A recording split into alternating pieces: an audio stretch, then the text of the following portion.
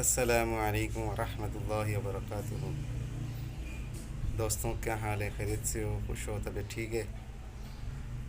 آج پھر چڑیا کو، پرندوں کو، بے زبانوں کو پانی دینے کے لیے ہم آئے ہیں انشاءاللہ۔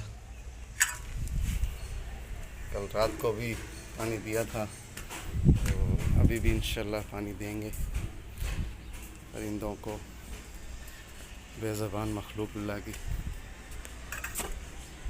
ماشاءاللہ پانی سارا ختم کر دیا ہے، سیدھی رات ہے، دوبارہ سے اس کو کرتے ہیں۔ گرمی بہت زیادہ ہے،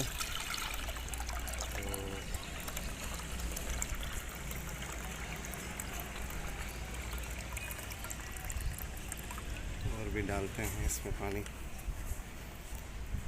اللہ کی مخلوق ہے، ہم ان کا خیال کریں گے، اللہ ہمارا خیال کرے گا انشاءاللہ۔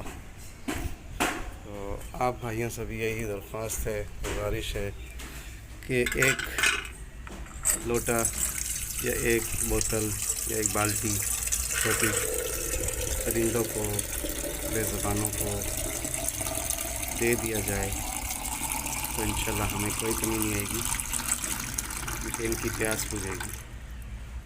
تو سب بھائی انشاءاللہ کریں گے نا یہ کام۔ السلام علیکم۔